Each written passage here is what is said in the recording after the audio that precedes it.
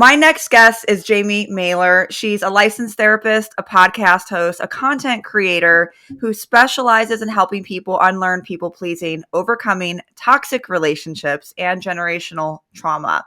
So, Jaime, we were just talking a lot about your background, and I know that's part of what really intrigues me is you talk about religious trauma. And I think that's such an intriguing topic because it's very real. I think that it's something that's not talked about. I know I've had a lot of clients that have come to me. I've struggled myself between my spirituality versus the box of the society norms of what religion is supposed to be. So tell me a little bit about your background. Where did you grow up? How did you grow up? And I know you talked a little bit about how you've had some history with your religion and some of your struggles. I'd love to hear about that. Yeah, so I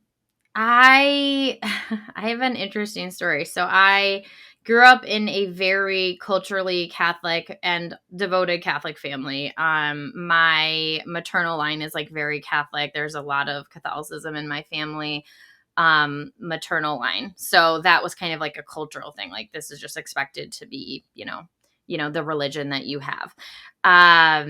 And my dad was like super, super devoted. I have memories of him like every single day reading the Bible. I have memories of us like kneeling in front of Mary, like praying. And, I know there's this whole thing about Mary, but like, it's just, we were devoted. That's what we did. We would just pray a lot. He would be super devoted. He was like the leader of the family. We'd go to church all the time. My mom would lead like, children's liturgies, which is basically the children's program, constantly. And to this day, they're involved. My dad, that's another story, but my dad suddenly died when I was little. And then my mom got remarried to another man that was Catholic. And now he's actually like in the church. We have like holy orders, which is like there's the priest, but then there's the deacon, which is like, it's not quite a priest, but it's, a like step level down from a priest, but they're able to lead liturgy. Like they can do funerals, they can do a lot of the similar things that priests can do. They're just kind of a subset division of the holy order. And so he actually went through my stepfather to this day, and in this week is probably leading a service. So he's very much still in the Catholic faith. My mom is still very much in the Catholic faith. And so getting raised in that, even through losing my dad, like we stayed, still going to like every, nothing shook that. Like that was like the staple. Like we went to church. It was expected, we had to do all of the services. Like I had to go to, in Catholicism, there's like your Eucharistic, you're getting your first communion, you're getting, confirmed, you're going to get married in the church, like all of these expectations. And I think a lot of people hear Catholicism and they think, oh, like I know a lot of Catholics, like they're not that extreme. But what I was speaking to before we kind of started was this idea of the tricky part of like religious trauma is that I can't really say it's just in one religion. It can be more prominent in one religion, but I can't really say it's just in one religion, because what happens in certain religious ideologies is just like, I kind of compare it to like political groups, right? We have the conservatives, we have the liberals, we have all of the people, and then we have like subdivisions of those people that are like so far left and so far right, and then you hear them and you're like, oh, I thought I was similar to you, but when you're talking, I'm like, wait a second, I don't think we actually like adhere to the same thing. And that's what I try to explain to people happens in religion, is that we have these huge collection of groups, these these huge like covering cloud covers of like religion groups, right? And then we have these subdivisions of people, and that's like the sociological system that slowly might I don't even want to say deviate, but they almost like create another, that's why I say like a subdivision of the faith, because their beliefs become so refined or so fundamental or so orthodox or whatever we're going to call it, that it becomes like we say, oh, we're Catholic, but it becomes like another, like it almost needs to be framed in another way. And do I dare say it leans to kind of cult mentality? Yes, but we wouldn't ever, like, I would never have said that. Oh my God, no, I'm not in a cult. I'm Catholic. Like, everybody's Catholic, right? Like, obviously not everybody is, but, Right. but like, everybody knows a Catholic. Like, no one's like, mind manipulated and stuff. But what ended up happening was that was my priming, that was my foundation. And then where that subdivision group came from was actually me going to a very radically, like, very, very refined Catholic institution. Like, it was a Catholic university, but it was like, and to this day, it's known for like being so, like, basically Catholics only. Like, you don't go here if you're Catholic, and if you are, it's an outlier. And we would know the people that weren't Catholic on campus. I'm serious. Like, it was just so like, I don't even know the right word. It was so, I want to say, like, everyone was othered and we were the group. You know what I mean? Like, the world is out there and we are the real Catholics, So, I mean, I want to stop there because that's some of the background, but I mean, I can go into a little bit more about like where it got kind of more radicalized. But that's kind of where the journey led up to. So I find that interesting because it almost reminds me of like this 16th century way of thinking of, back when you had the monarchy and you had, Catholicism, that was essentially, that was it. And when, for those that know their history or, quick history lesson, when King Henry VIII was the monarch and he decided, well, I want to marry my mistress, so I'm going to split from the Catholic Church and we're going to be Protestants and the Protestants are going to split. And that was a big deal. So even though we're 2022, it's you do still have these like really strict religious mindsets, and no one thinks that this can be trauma related. So what is the connection with religion and trauma? Because for someone listening right now, that's like, yeah, that's me. That was me growing up. And maybe they don't quite understand the connection that trauma can have with religion. How do you define that? How do you say that, okay, there is a connection between trauma and religion, or there can be? Right. I actually want to preface this because my story is a little bit different than probably a very more generalized collective trauma that comes from religion. I found myself in a very, very cult-like mentality. That does not always occur in religious trauma. It can, where you feel like, oh, I was part of a group and then I was othered. But that can honestly happen not in a cult mentality religion. Like, it's basically it's kind of the structure, right? So when I become, like, pick any religion, right? If I became, I don't know, I'm literally trying to make, if I became like Presbyterian right now, right? And I started going to their services, part of the sociological group is you're going to meet people. You're going to go out to dinner. You're going to create besties. You're going to get friends with the pastor. You're going to have like parties. Like, you're sociologically embedded in a society, right? And so the more attuned you are to that society and the more you're like, oh yeah, your beliefs are my beliefs, right? That makes sense for me.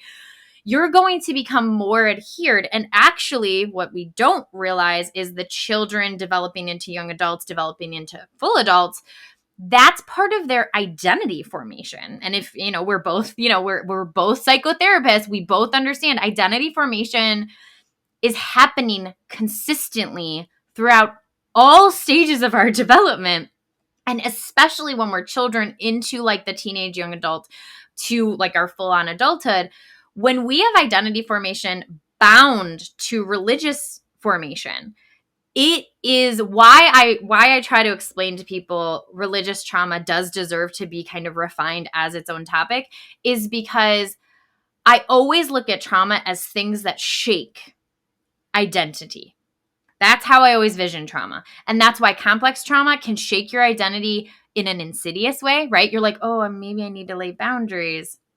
Yeah, because you never saw that you needed to, right? Where the complex trauma comes in. I don't know if if you guys ever talked about that in the podcast, but like the complex trauma is a whole nother story, but it's this concept of what is trauma in general. And I always look at it as like something that literally shakes, if not rips, your identity, either quickly or insidiously. Both of those are valid. And now when I say, okay, so religious trauma, what would that look like? And I'd say, okay, what would be more shaking if you were literally embedded into a religion and then said all of a sudden you woke up and you're like, wait, that's not me. That's my mom's identity. Or that's not me, that's my grandma's identity. Oh, shoot. Now all of my friends are this religion. All of my family does this. Like, what do I do? And now you feel like you're stuck between your own identity formation and your group identity formation, right? And that's where this trauma comes in. So I did want to preface, mine was a little extreme just because it became very, very rigid thinking, very, very extreme thinking. It doesn't have to be, though. It can just be, I was formed in like, I had a pretty, I hear a lot of this. I had a really decent childhood. Like, I have some good memories at church. And then they'll talk about things that like really were like kickers. A lot of like sexual identity formation, a lot of relationship identity formation, a lot of gender identity formation. And I don't mean like, do I identify as a woman? I literally mean like, how do you identify like your role, like your construct of your energy, right? So feminine energy, masculine energy, like, are you allowed to work outside the home, right? Are you allowed, like, and I don't mean are you gonna get like 50 lashes if you work outside the home? Are you going to get like low key insidiously like, oh, don't you have young babies? Like, why? Like, right? That's powerful.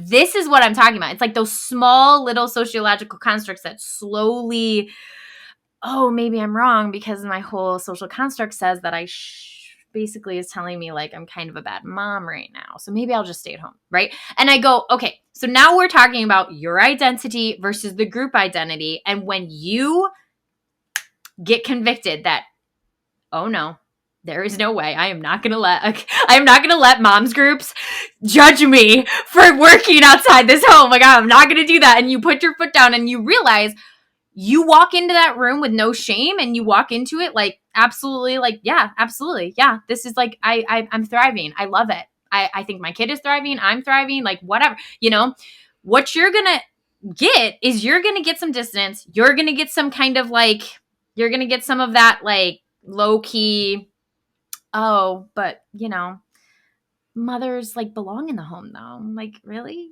Is that really what we're going to do? And then what we're really looking at is, well, what happened? What do you do there? What do you do there? Because I don't say you have to leave the religion, but we are looking at structures that happen inside of religious like ideology that might not actually happen. I mean, it can happen, but it might not be as pressured in the general construct of psychology and your interactions with the like anthropological world, like all of the people that you're interacting with, right? So it's like, okay, so we have your group, your religious group, and then I think about every time I never really felt judged. It was like when I talked to people who weren't religious, but they weren't part of my religion. So I'd be like, oh yeah, I'm thinking about, trying to not have kids right away because I got married super young. And they'd be like, oh, cool. Like, yeah, that's totally fine. Right. And then I would say something like that in my religious group and they'd be like, I mean, like, but part of marriage is like being fruitful.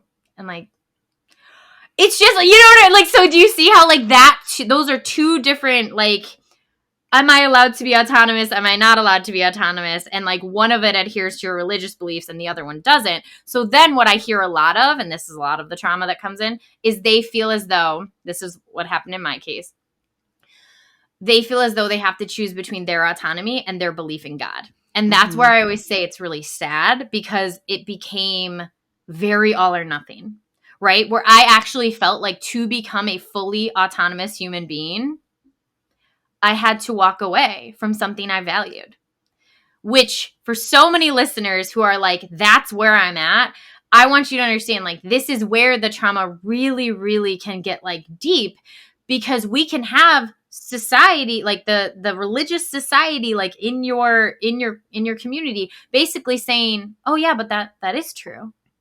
Like, oh, you want to say you're bisexual? Oh, well, I don't know what God thinks about that. and you're like, well, I don't know what I'm supposed to do now, right? Like, what am I supposed to do? And so you basically are feeling like, do I choose God or do I choose my own autonomy? Am I selfish for choosing my own autonomy? Am I right? And so there's so much here that I just don't think people have like unpacked, right? There's just like a lot of things that people are just like, oh yeah, I guess that's true. Like, I guess God would judge me if I went off on my own and did my own thing. And that's where I like to speak to people and say, when people speak to you in all or nothings, I always, I don't want to say it's like foolproof, but all or nothing thinking is not a healthy psychological system to kind of adhere to. And I heard it all the time in my religious upbringing. Like, oh, you want to do this? Well, you'll go to hell. Or, oh, you want to explore, like ask some questions. Oh, well, that means you're having an impure mind. And I'm like, but I have like a question on like sexual. Well, you're obviously thinking about sex then. You're too young to think about that, right? It's like, I'm just saying, like, I'm giving examples. These aren't real. Like, these are just my examples of like how this can happen. But genuinely, how all or nothing is that? You're like, but I'm just trying to understand how to be a human being. Like, I just want to know stuff about my body. And they're like, well, obviously you are like just spiraling down into the pits of hell. And you're like, oh God, like, and you're like at this point, this is why I try to explain to people, identity formation is so interesting, because if you're asking these questions when you're in puberty and like, you're like 12, 13, 14, whatever, and you're genuinely just trying to get a straightforward answer, and they're basically saying, oh, anytime we talk about this, you're basically like riding the line between a sin, because in theory, you're kind of having these impure thoughts, and like, this is where your purity comes in, and all of the purity culture is this whole other thing. But now you're basically like, oh, that's all or nothing. That I can't even touch that without it being like a problem in my faith system. So now I have to do that like in secret. Mm-hmm. Now I have to think about those things in my own way. And this is actually like, it's pretty powerful stuff here, because if you're doing your own like sexual identity formation and you don't have any like real information, we can have some really messed up envisionings of like what we believe about women and what we believe about men and what our role and what our power is and what where our power comes from, right? Ooh, like there's some serious deep stuff there. And yeah, I'll pause there, because this is it gets very deep very quickly. It reminds me of two things. Everything that you said is so profound, and I think of two things that come up during this conversation. One of them being the LGBTQ community, and how some people and some individuals, I've had a lot of friends, a lot of clients who have struggled with their sexual identity and their religion, of what they were raised to say, well, my religion, or at least my pact within my religious group, said that you shouldn't be this way. I need to be X, Y, and Z. So I struggled with my sexual identity until I completely, just eradicated myself from my religious church or my group or my family. Even my family disowned me, and of course we're talking about on the extreme ends. I'm not saying that every church is like this or every religion is like this. I think it really depends on your pact, their belief system, how they view the world, and the trauma that has to come with trying to figure out your own sexual identity by yourself with no support, no education, is mind-boggling to me. I don't know if you've seen the new Netflix show that came out. It's called Eat, Pray, Obey, I believe, or something, Pray, Obey, something like that. It's about the polyamorous or the polygamous group that was called the fundamentalists. And I did think I saw a preview for it, but I didn't watch it yet. So yeah. So I think out of all people have to watch it. It's mind-boggling. Okay, obviously this is on the very extreme really extreme religious cult end, but they were a very extreme religious group. But these women and these children who were in this group had no access to the outside world, and their belief system was so indoctrinated and so ingrained in this group that they thought this leader was even godlike, who could hear their thoughts. they were married off at 14, 15 years old, having babies, thinking that's what is supposed to happen. If they have any type of autonomy thinking whatsoever, if they weren't beaten, they didn't have cages that were keeping them in the group, but the mental aspect of the psychology and the way that they thought, the things that they were told is really what kept them there, because they could have walked away at any time. But they thought, if I leave, if I do anything else, that I'm going to be eradicated from God. I'm going to go to hell. And that was bigger. That was enough to keep them in this abusive cycle, in this abusive situation. And when all of this finally came out and the legal aspects of everything started coming down on the group, and the leader was imprisoned and sentenced for underage trafficking, essentially, there's still people that are within the group that have not left. Even though all of this stuff came out, they still look at him as their leader and that he is a sign from God. So I love that we're talking about religious trauma, because it is a real thing. I have a lot of clients that come to me that struggle. They want to get in touch with their spirituality, and they want a reading from me, but then they're afraid, well, tarot, I heard it was evil. I'm like, listen, it's just a tool. Just like when you pray, it's a tool. Tarot is the same thing. It's not from hell. We're not 16th century thinking. I'm not a witch who's going to be burned at the stake. But that mindset is so indoctrinated in them. So I'm so glad that you talked about this.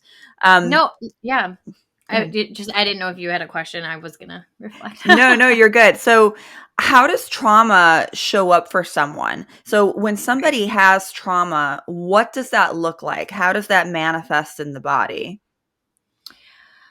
Well, I mean, obviously we can kind of speak in a general sense, because religious trauma can kind of present in a couple of different ways. But when we look at trauma, I mean, we can't neglect the fact that this does show up in our body. And I think the greatest travesty we've ever done is sever the mind and the body, where we created practitioners that only focused on the body, and I mean, obviously we have to have specializations, but basically, because this physical profession radically developed and the mental health profession was like way later, there is still to this day a severing of the mind and the body, and way like deficits in collaboration, and people like neglecting mental health professionals as like real actual professionals that are extremely learned in their field. And it's that thing where I sit there and I go, your body manifest like real psychological connections. Okay, we have stress, which we know changes the hormone like structure of our body. I actually try to explain to people, stress is not some enigma that's like floating above you. It's in your body. It is in your body, changing your body, changing your heart rate, changing your hormone fluctuation, changing like your respiration, like all of these things are happening, like your dilated pupils, everything's changing. Okay. We have the nervous system for a reason, and that is your body. There is a circuit system in your body that responds to psychology. Okay. So when people say, oh, it's psychological pain, yeah, that's in your body. Yeah, it's real pain in your body. It's real expression of psychology systems in your body. So when I look at trauma, of course it's going to show in your body. Of course it's going to show in your body. I was just talking to a client about like, I'm always like, oh, we need better healthcare in this country, whatever. But one of the things that I was joking about was like, I'm amazed that like massage therapy is not covered, but like chiropractic care is. And I know that obviously back pain is a big deal, but massage is so healing and so powerful. And it actually can elicit a lot of movement in our body and the energy that we hold. And I was joking because when I get really stressed out, I actually get like kind of almost like a frozen, not like a frozen shoulder, but like kind of like a frozen, I know you guys can't see me, but I'm like holding my neck and like my shoulder. It is like I could just say frozen shoulder, but it's like in my neck and my shoulder. And so when I get really, really stressed out, I literally can't move my neck. Like I can't change the angle of my chin. And I've gone to chiropractic and they're like, this is too tight. I'm scared you're going to get injured, And the thing that helps is massage. Okay. So massaging the movement, moving the energy through, getting the releasing of the muscles. And obviously, this is a twofold system. It's in my body, but it's also getting manifested from my psychological pain, right? Mm-hmm. So from two systems are going at play. I'm getting muscle rigidity, and I'm feeding that muscle rigidity from my stress level, from my psychological pain, right? And so when we look at where does trauma come up, I can't even tell you where it's going to show up in your body, because for so many people, it's so many different areas. We get the gut problems, we get the IBS, we get all of the irritable symptoms in your bowels because there's a brain in your gut. Like, I hope people know that. And then we have we have a lot of that, like, upper body, like, so we have the neck, we have the chest, we have the shoulders, right? I hear a lot of this. So the most common that I hear is gut, upper chest, like the respiratory area and the shoulder area, and then I hear the back. Those are the three. And I go, I wonder why, because first of all, we have a gut, a brain that's connected, like literally all of these like serotonin and dopamine things are going on in the gut. And then we have the nervous system that's like moving through the back and like into our system. Basically, here is where it translates into and I go, guys, like, it's in our bodies, right? Mm-hmm. So when we're looking for trauma, you can absolutely first start looking in your body, because it's going to most likely show up in your body. Whether or not you want to be aware of that is on you. I'm not trying to be a jerk here, but like, genuinely, it's on you. I have so many people that are like, I don't know, like every time I go on a date, I like have to run to the bathroom. Mm-hmm. And I'm like, and they're like, I think I'm like allergic. I'm like, maybe you're allergic to something, or maybe whenever you're anxious, your bowels literally like, you know what I mean? And nobody wants to talk about that because it's not glamorous, but it's real. Yes. It's real, and it happens to thousands, if not millions of people every single day. Right? Yes. I don't even want to say thousands. It probably happens to millions of people every day, okay? So like, it's that concept of, are we going to be aware of it? And this is where I mean by like trauma and self-awareness and acknowledgement of your pain, is that you can sit there and say, oh no, it's probably just like dairy or something weird, or I need to like eliminate. I'm like, you can do that. I'm not trying to negate that or invalidate that. But the second you realize it's not related to anything that's like outside of your body, and it's literally going on inside of your body, it's now your choice to whether or not you want to link that. You know, do you link the neck pain to psychological stress? Do you link the gut issues to that? I don't know. But if you don't, you're already up. That's an uphill battle already. It's an uphill battle already. Because what you're going to do is you're going to go to the medical doctors, and the doctors are going to be like, oh, this might be psychological. And what do you think? Oh, then it's not real. Mm-hmm. I'm not going to swear, but like, seriously, like, screw that. Like, that is not like, that is literally not reality. It is, your reality is the psychological system is informing your body to switch things up, and your body is now physically responding. So that is absolutely one of the ways trauma shows up. But also, now we're in the like non-physical representation. We have two different ways it's going to show up in the physical representation. But then we also have the mental representation, which is sensitivity, wounds, where you're all of a sudden super emotional when someone says something to you. No, like, oh, I really appreciate you. And then you get rejected, immediate tears. Like, we have cues. I ask people all the time, I go, why is your emotions at like a 9 right now and not like a 2? Right? I'm like, okay, so you got rejected from that job. Okay. And I work with a bunch of people, right? And people get rejected from jobs all the time. And when I tell you, there are people that will have almost no emotional response. Sometimes I get curious about that, because I'm like, that could also be your trauma. But it's like, if they're like, it's just another day, I'll go in another job. Okay. So your emotions are probably like at a 2 on that. Right. But then I have people that are possibly not going to get the job. They don't even know if they got the job or not. And they're like, on the call with me, or on the session with me, and they're literally breaking down. And absolutely, I'm not going to do that in the moment. Like, I'm not going to invalidate that in the moment. It's absolutely real for them.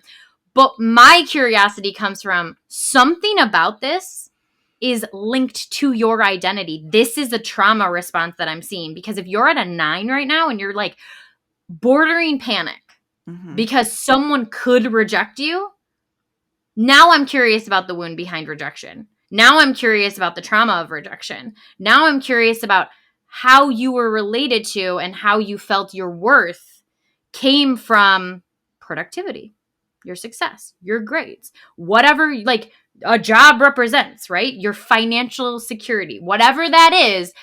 If you think that's at risk, you're going to panic, right? And I go, we have to pay attention to that because that's where I see the trauma coming up, right? And then, I actually spoke to the idea of like, if it's extremely low emotion, this is why, long-term care with someone who knows you really well helps you. Because if I saw someone that like constantly didn't have an emotional response, but like also was not processing that information, I would also wonder if that's a response. I'd be like, is there some like, are you disconnecting to this experience? Like, you know what I mean? Like, exactly. Are you genuinely, and this is why I speak to autonomy so much for people, is I say, is this you choosing? Like, are you choosing to like allow the emotions to flow through you, process it, and say, I'm aware it's a rejection, and I'm moving forward. And this is my full, like, I'm fully aligned with this feeling. I'm fully aligned with this, like, process of moving forward. Okay. That can be extremely healing. When I see people that are like, nothing matters. It's fine if everyone rejects me and I might as well get rejected like 10 more times, right? I'm like, oh, okay, well, it sounds more like non-processing at that point. It sounds like a disconnect, a dissociation with the emotion, right? So we have two sides of the coin, right? We have the extreme expression of emotion, which is so much more obvious, by the way. I can see it more when it's like a 9, right?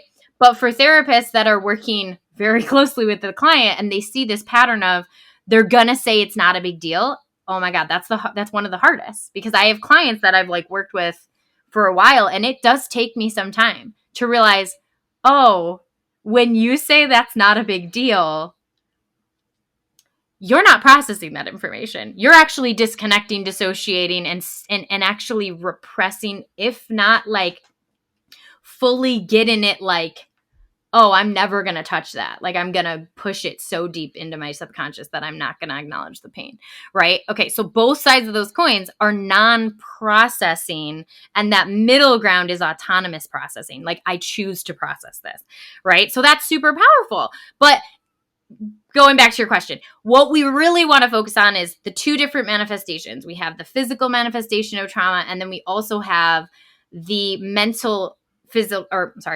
representation of trauma. And both, if you're aware, I'm not gonna like, mince my words here. It is extremely painful to be aware that that's where, like, how much trauma is showing up in your life. And it is extremely painful to actually hold space for that. And why I say it's extremely brave for you to call it like it is, call it by its name. Why is that so powerful? Because if you're like, oh no, my gut isn't like spastic because of this allergy. It's actually spastic because I'm in emotional distress. Okay, well, that feels scary, right? But it's brave that you actually aligned it to what actually is the informer of that pain, right? That's brave of you, because now that's the first step of you moving forward in your pain. So that's so powerful. Everything that you said, you gave such a great explanation of that. And one thing that I think of too, and I got some backlash on this from a post that I did, but I still stick true to it. If you're aware of your trauma, healing is your responsibility. It is. It's not your responsibility that you were abused. It's not your fault that you were in a toxic situation, but it is your responsibility to choose your healing. So no one's going to force you to heal. And that's my perspective on it. If you are in a situation where you know that you need to move forward in some type of way, your parents aren't going to force you to heal. Your spouse isn't going to force you to heal. Your friends aren't going to force you to heal. You have to choose that. You have to make a choice that, okay, I'm going to do something to not be stuck in this place. So it's very brave. I think that when you get to the point where you choose your healing, it is not easy, because now you're forced to face shit that maybe you haven't processed for years, or, God, for some people, 40, 50 years, and so if you haven't processed your stuff, facing that is not easy at all. So I love that you said that it's something that can be, you're very brave for facing that. So for somebody who has gone through trauma, now they're maybe starting to process some of that, and that negative self-talk comes up. Maybe some of those people-pleasing tendencies come up. How does somebody start to navigate their healing journey? How do they start to have more positive affirmations? How can they recognize their people-pleasing tendencies? Because now you're starting to face your shit. So how does somebody navigate that? So it's interesting. I probably I think we will probably speak to this, but like, because I have my own podcast, I wanted to actually like create an entire episode around this. So I'll try to do my best to try to keep this succinct for you. But one of the strategies that I've slowly tried to integrate into my work is it's actually really relevant for my people who are religious minded. Like, they actually were formed kind of from a religious foundation. I like to use a religious analogy. It's a little tricky for the people that weren't, but I'm going to use it for now just because of the people who are most likely listening right now. But the way I try to explain the process of this journey is we obviously have to have knowledge. Okay. So you actually have to get informed that there is a possibility that your gut might not be an allergy. It could possibly be from psychological stress, right? Okay, if you never got that knowledge, you basically are working on like whatever system got thrown at you, right? So if you're really embedded in the medical system, they never bring up that psychological stress can like cause gut issues, okay? How the heck do you bring yourself to awareness, right? I mean, you can have, people are like, oh, there's Google, but I'm like, okay, but genuinely, I'm speaking on like huge generalized terms. Like, if you do not have knowledge that this, and this is why I'm so passionate about my work and content creation, is this concept of, if you are not aware that what you are enduring, like in a relationship or in a religion or in a workplace, if you are not aware that that interaction is extremely harmful to your psyche, you're going to normalize it. And normalized trauma is untreated trauma. Hands down. Normalized trauma, there is no chance for you to actually bring yourself to awareness if you say, this is just how I live. This is just my workplace. I don't know what you're talking about. Like, I don't know. You're acting like I need to get a better job, but like, this is just how we work, right? Or this is just my family. Like, this is my family you're talking about. Like, what do you mean there's a problem? And I go, ooh, like immediately I hear like there's so much normalization of the interactions that I'm like, ooh, there's some work, but it's okay. Like, I mean, people get there, but knowledge is so important. And then we have obviously the intricacies of knowledge. Like, you have to be open to that knowledge, right? If I like throw something at you and you're like, I don't care, right? You're not going to absorb that knowledge, right? So we have knowledge. So I'm guessing many of the people who are listeners of this already are very much established in their knowledge. They most likely have been exposed to many, many factors that have allowed them to be absorbing fully like the content that, is getting thrown at you, or your own research. Like, I don't want to negate that. Like, yes, we are both we are both experts in our field, but like, you are allowed to do research. You are allowed to learn on your own. Like, you don't have to always go from like this, oh, who's the doctorate and who's the person that has the license and all this stuff. Like, you're allowed to do your own research. We also want you to be like getting good information, right? We don't want it to be like false information, which is kind of how we get into this like religious issues. But this concept of, where do we start? Knowledge. Okay. So if you are already at knowledge and you are at a point where you feel, okay, I'm aware. I'm now aware that this is happening. That's why I say the next stage after knowledge is awareness, because you're like, oh, well, isn't that naturally going to happen? And I go, no, because, and here's the parallel. Here's the analogy. Okay.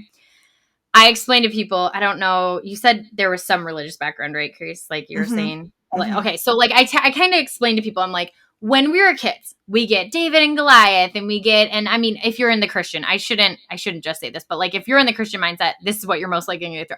Noah's Ark, David and Goliath, like you're gonna, and also like if you're in a different religion, you're gonna get these like sub stories of like the core concepts of your religion. But I always explain to people, children are just like little mirrors, so they're like, I know you're just rote. It's rote memory. You don't know, does Jesus actually love me? You're gonna know it eventually when you get to critical thinking. But when you're 5, you're not absorbing the full extent of what that means, right? And so you're getting taught. That is knowledge. But are you aware? I am going to fight you on this, not you, but I'm going to fight somebody on this, that until you're reaching critical thinking, you are not aware. You are literally not aware of the psychological constructs that's behind that parable. You don't know. You don't know what they're talking about. He's like, oh, do you see the water and the woman and the well and the blah, blah, blah. And it's like, do you see that? I'm like, we're talking to 7-year-olds. Like, we are, and I'm being dead serious, like, because I'm in the psychological realm, I think it's absurd, but many people don't even realize this fact. They're like, yeah, my 7-year-old can, like, do math and stuff. Of course they're absorbing the psychological constructs of, like, what this Bible story says. And I go, that is such a high-level critical thinking process that it's absurd that you genuinely think they're absorbing the full awareness of that knowledge, okay? So why I parallel it with that religious construct, because you're gonna see the parallel go further, but we have knowledge, then we have awareness. So now, if you take in that knowledge of, oh, my toxic system, or this, well, you're not gonna call it toxic in the beginning, my relationship might have some of these factors that someone says could be harmful, right? Okay, it's your responsibility. Now, do you notice when that happens, though? Like, are you actually noticing when they're manipulating you? Are you noticing the low-key deception? Are you noticing the triangulation, right? Are you noticing any of that? Because if you're not noticing it, now we're stopped at knowledge. You just know it. You aren't aware that it's happening, though. And now your healing journey stops at knowledge. That's it. You don't get further than that. Okay, so then once we're at awareness, okay, so now we understand. I was trying to think of, like, what Bible story was I using? I don't even know. Which one did we want to use? There's a couple of one that might help with this analogy. I think I used the 10 commandments. Okay, we have knowledge of the 10 commandments, okay? And then we have thou shalt not steal, okay? And we're aware of, like, a couple of different instances when, like, someone could be, like, stealing, like, overtly stealing, like, oh, like, I just saw what you did, like, you just grabbed, my mom's purse or whatever, and you grabbed, like, a 20 out. That's stealing, okay? You're aware when it happens. It's not like that can happen pretty quickly, right? But then I tell people on the next part of the healing journey is belief that construct, the construct of stealing, do you believe that is, like, valid? Do you believe that is something that's worth implementing into your life? Do you think that is, like, enough of a reason to be like, yeah, like, I believe that stealing is wrong, right? Okay, cool. Like, that's part of your implementation of that knowledge, is you have to believe. Because if someone tells me, like, robbing a bank is stealing, but, like, me showing up 5 minutes late isn't. Okay, I'm not going all or nothing. And guys, if you do this, I don't give a shit. Like, I don't care. Like, I do not care.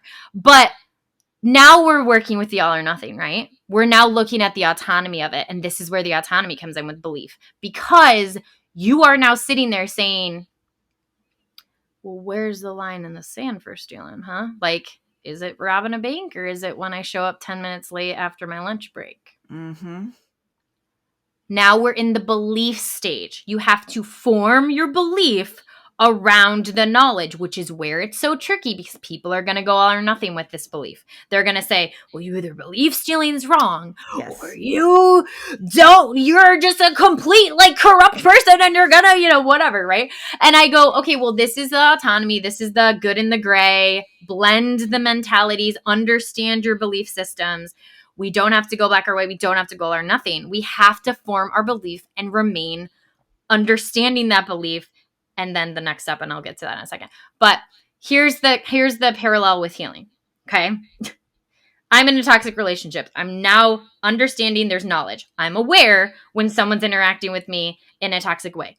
Do I actually believe what they're doing is wrong, though?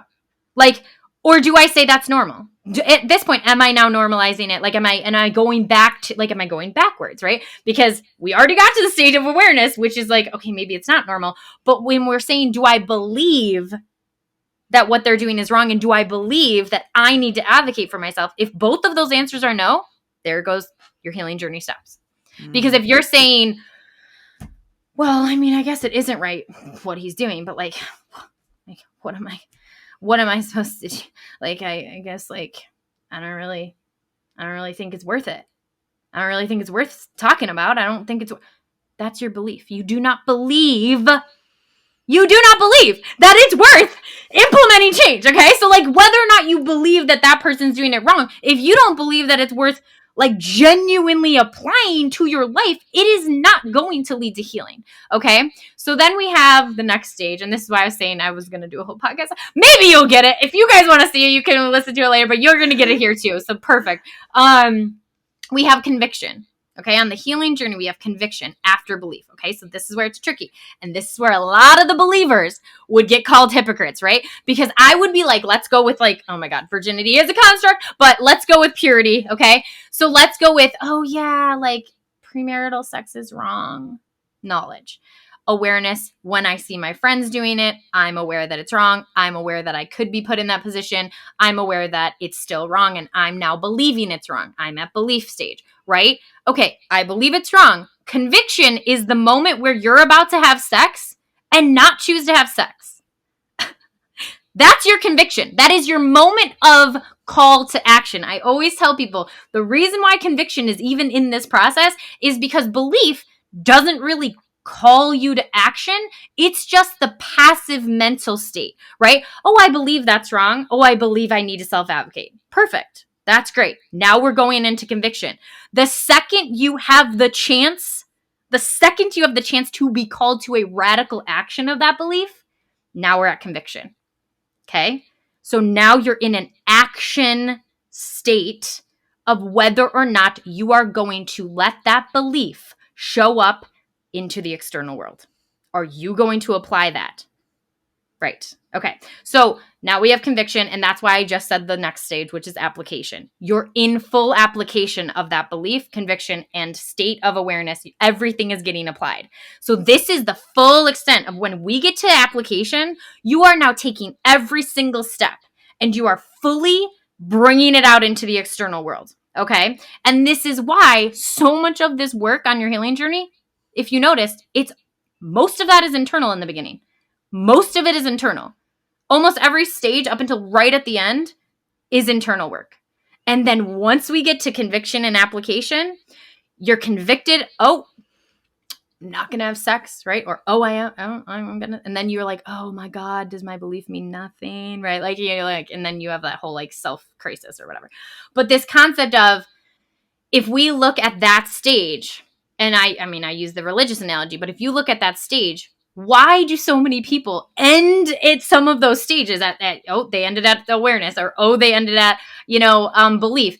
And why so many of my folks they struggle is they get to the point where they're so aware, it's painful.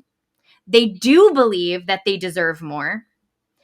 And when conviction comes, this is the tricky part, because they're called to action. And they're called to talk to their sister and say, hey, we need to have a conversation about boundaries. You live 3 houses down. I need you to let me know before you're coming into the house. Like, I need some privacy. I need us to have a conversation about this. It's important to my autonomy. It's important to the health of our relationship. This is why, and I'm believing so firmly that I need this boundary, that I'm convicted to apply it to my external life. Okay? And so when people say, how do we even do this healing journey? I say there's so many steps involved. It's not impossible, but you have to genuinely work. And this is why I call it self-work, because you are genuinely in a fight for your life. And so many people see it as this passive state. They're like, well, I mean, I guess if, Uncle Jerry says a racist joke, maybe I'll like not laugh. And I'm like, okay, well, we're not just talking about that. We're talking about like sounds like your entire family's complicit in racism. Like, you know what I mean? I'm like, that might be a problem, right? And it's like, I'm just saying, like, it sounds like a low-key thing, but genuinely, if we're looking at the thematic elements, this is why it shakes us to our core. Because Yes. bringing it back to religion, if you look at, like, I know that I am bisexual. I'm aware of when I neglect. Ooh, this is a hard one. I'm aware of when I neglect that authenticity. That's painful. Mm-hmm. Holy crap, that's so painful. I'm aware of when I neglect that authenticity. Then I believe I'm worth it enough to speak my truth. When someone asks, oh, I thought I saw you the other day. Like, I thought, were you out with a friend? Oh, no, that was a date.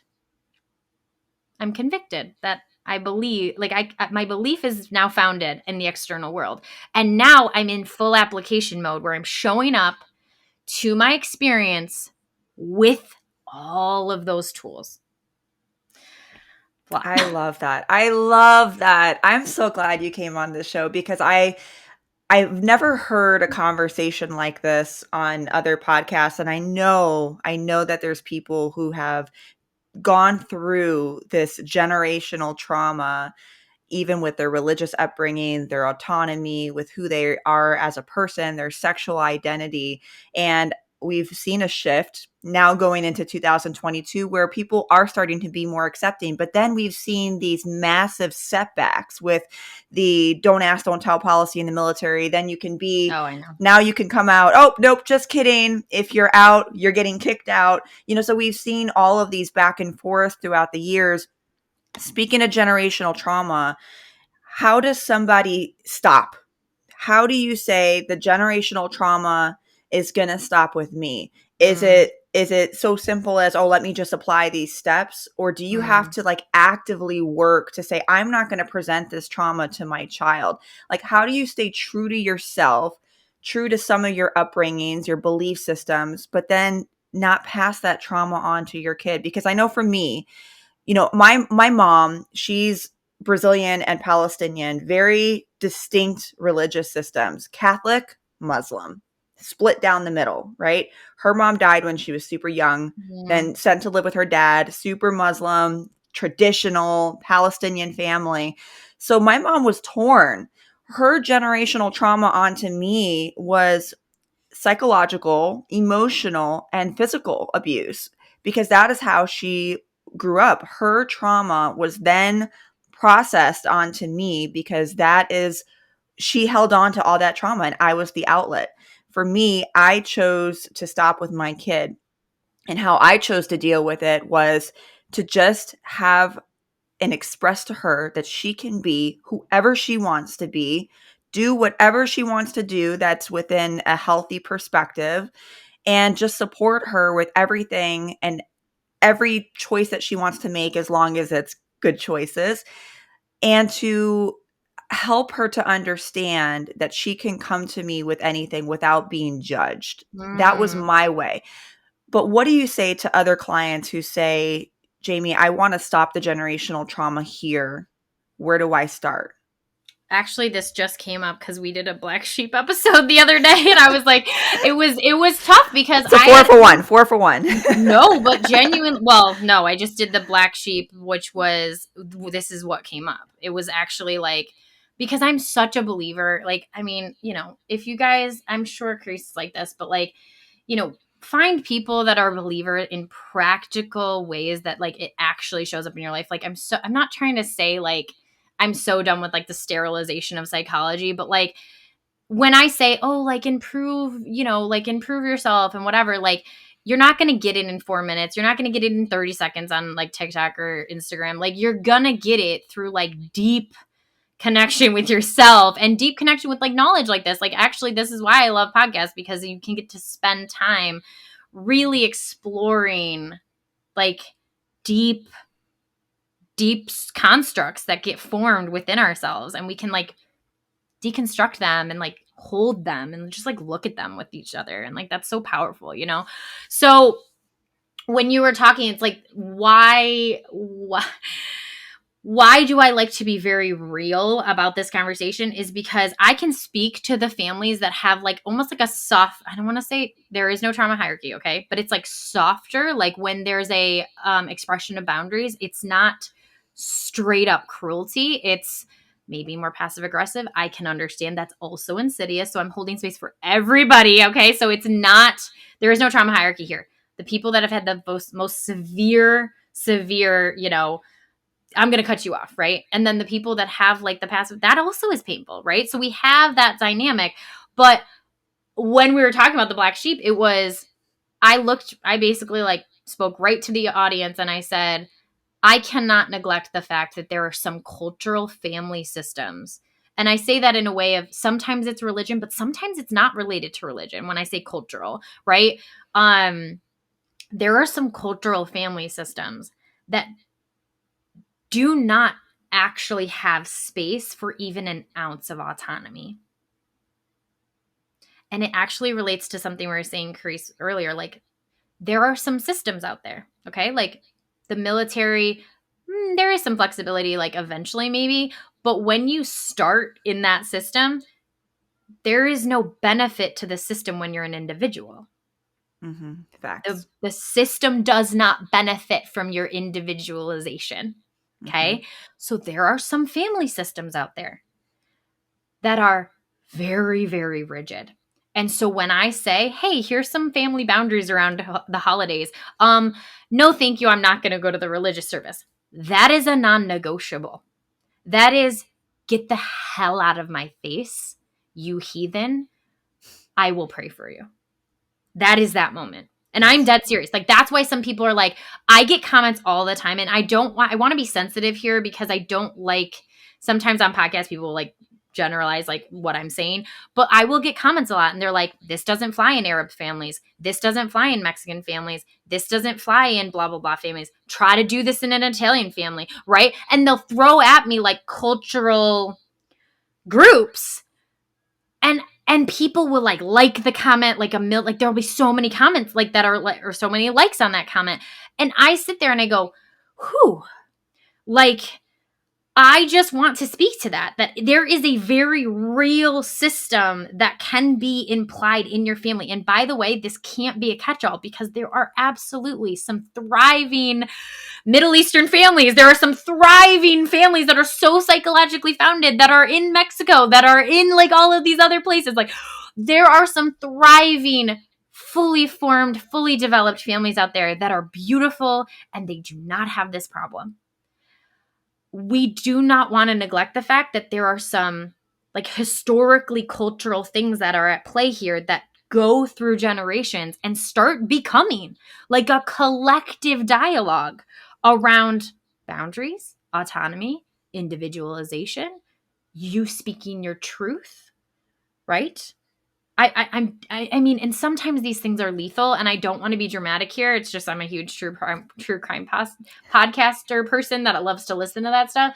And I like just recently, I just listened to a podcast that someone like literally got like contract killed because they weren't the right person for the person to marry. And this was this decade, guys. Like, wow. This happens. This happens in United States. It happens in other countries. Like, there are some family systems that are so rigid that if I look at my dad and say, I will not be arranged a marriage, and I go find someone that really is someone I love, their life is in danger. Mm-hmm. So I don't want to neglect that. I get that this is an extreme example, but I genuinely want people to understand this is why it gets really painful when we talk about breaking generational trauma, and it gets extremely sensitive. And I am not going to neglect the fact that I am a white woman and I do not have all of these culture. I don't have every single collective cultural. All I can speak to is my own trauma. And all I can speak to is the cultural competency that I've gained through the years. But that does not make up for the fact that I am not someone that's a person of color. I am not someone that has indoctrinated in other cultural systems. So I am not going to speak that I've lived this, but I want you to hear, as someone who's a professional, that I absolutely can acknowledge that this is not an easily negotiated thing for many people. Mm-hmm. And for many people, okay, generational trauma healing is to them like that actual generational trauma. Okay, so like this is why, can trauma be traumatized, right? Can healing trauma be traumatizing? Yes, because you're actually severing an identity and individualizing from a group that's so formed as like a societal system. Okay, so that is not to say I believe in going no contact with everybody. The way I kind of phrase this, okay? And this is why many people are like, "Oh, when you hear a therapist that says just cut them off and right away," right? I go, "Well, first of all, we have to like be mindful." The one thing that will get me to say that is like literal like imminent safety issues. That is what is going to get me to say, "Oh, you are actually in danger right now. What just came out of their mouth is not light. It's not like, we are not going to pretend that's not a threat." Okay? Mm-hmm. So that is where I will, and I'm going to admit that I will sometimes, if it's imminent, because one of my specialties is helping people after narcissism. We get some malignancy. We get some like dark triad stuff. Okay? So what I'm saying is, what happens there is, every once in a while, a therapist actually might say that only from a place of they're hearing imminent threat. Okay? That is where I'm going to say there's a caveat. But when we hear there isn't an imminent threat, there isn't like safety issues at play here, genuinely, you do need to hold space for nuance. And the way I try to explain it to people is I say, okay, try to picture yourself as a person. What is it? Brofenbrenner or something? It's a psychological, one of those people that are like the psychological forefathers or whatever. But it's like the circles, right? We have the circle of like yourself, your family, your home, your job, right? And it goes further and further out, and like all of the sociological systems that you're in a part of, right? I kind of phrase it like that you have certain circles. So you have yourself and your relationship with yourself. We're not going to neglect that. That is such a foundational part, and you need to work on that relationship with the way you dialogue with yourself, okay? So we have your inner circle. Your innermost circle is just you and your relationship with yourself and the beautiful dynamic that you can establish when you're in a healing journey, okay? Then we have that next circle. And this is where I tell people, these have to be psychologically safe people. These have to be people that you can dialogue when there's not threats, there's not manipulation. I hear an emotion, I say, would you like me to sit with this? Do you need help process? What can I provide? Like, what safety can I provide around this expression of emotion? Okay. Those are the psychological safe people. Okay. For many people, they hear that and they go, what? Like, I'm not allowed to be sad to anybody in my family. Like, I'm not allowed to be angry. I'm not allowed to have an opinion. Like, that's very true for some people. And so many times that becomes like, okay, so do I just go all or nothing? Do I cut those people off? Because I look at them as like my inner circle, but that's why I actually kind of like flip Raffenbrenner. Like, it's not really family. It can be family, but it's not always family. And this is where, I speak to this, and like, I've spoke to this in the past, like, but found family is the psychologically safe people. They're most likely either a friend group, a sibling, they can be parents, they can be family, absolutely. And they are not always family. All right. So we have the circle within yourself, your identity, your relationship with yourself. Then we have the outer circle right after yourself has to be safe. This is where you're going to grow. This is where you're going to develop healthy relationship dynamics. This is where you're going to thrive. This is where someone's going to look at you and say, I respect your authenticity. I respect your autonomy. And we're going to have an emotionally consensual relationship. I'm going to ask you like how we can dialogue. You're going to ask me. We are going to respect each other. Okay. If that is not your family, the way I frame it is, we don't have to completely cut them off and say you don't get to be part of any circle. But I would invite them to say, hey, instead of them being right, like adjacent, right up against, right by you, I would say invite them to be in one of the circles, but in a way that can honor your authenticity. Sometimes that's not impossible for people, but the way I would frame it is I say you would create more distance because them being right, like right by your authentic self, right by your inner circle is actually psychologically harmful to you, right? So I say, if you can have them and you say, all right, we are going to have a relationship, mom. I'm understanding that it's healthiest for me to create distance here. You don't have to say these exact words, but you're thinking this, right? It's more healthy for me to create distance. So instead of me coming over all the time, I'm going to like possibly create more, like we might see each other every once in a while. Okay. That's more of like a outer rim circle, right? Like you're involved. You're not completely like, you're not saying, oh, no contact, but you're saying the way we relate is very few and far between. It's respecting my boundaries. I don't see you having the skills to respect my boundaries when I am around you, but I do value maintaining some kind of connection with you. Okay. That, it's tricky, but that is a way for you to create gray between the all or nothing, black or white thinking. Okay. Because many people get to the point where they're like, yeah, but I went for like Thanksgiving dinner and like she was just like bashing me and like she ripped apart my partner and she really was just like really harmful. And I would look at them and I'd say, well, listen, you have to speak from a place of autonomy, okay? Because if you know that you are subjecting yourself to emotional pain, maybe it looks like not seeing them once a month. Maybe it looks like having a phone call every once in a while. Maybe the phone call feels like you have more autonomy. Maybe the phone call feels like you can respect your authenticity more, right? This is tricky, but it also comes back to that whole like healing journey thing. Like, do you believe that? I mean, I can subject them. Believe me, I have to deal with people all the time. Like, and there's everyone's on different parts of their healing journey. Like, I've been there. I've been that toxic person. I've been the person that was like completely neglecting myself, right?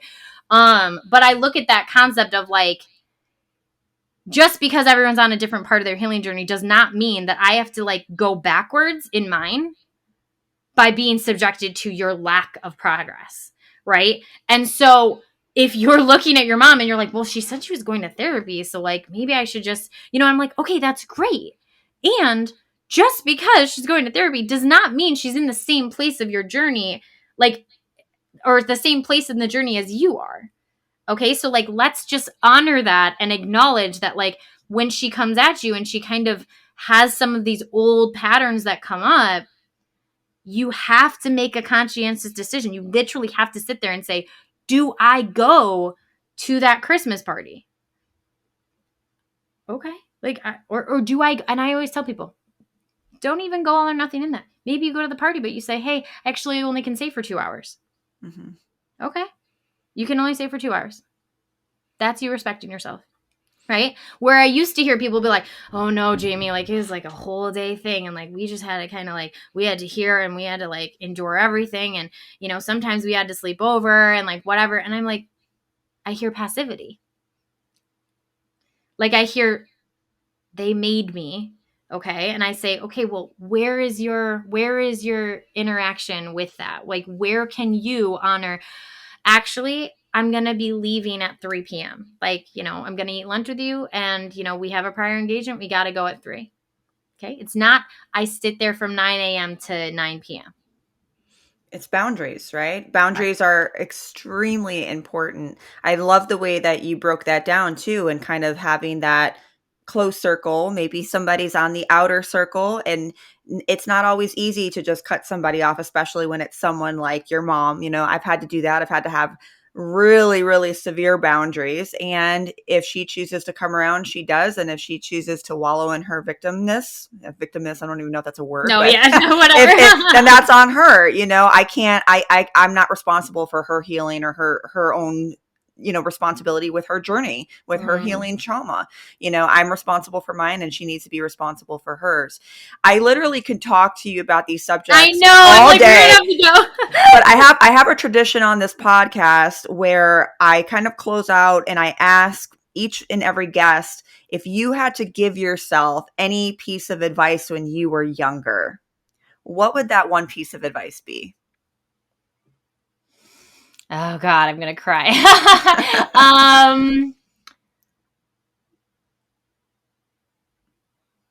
I would say you are so wise and your inner voice is speaking consistently, and listen to that voice. Honestly, and this is actually really relevant to like the topic of religious trauma. So when I was like deep in that mindset, very, very indoctrinated at that point, there would be glimmers. There would be literally glimmers where I would absolutely break through. And my voice would be like, it would be like stinging. I always use that word for a reason because it was like a sting. And I'm dead serious. It was like a psychological stinging in my body that like there would be a teaching that they'd present that would be so radical.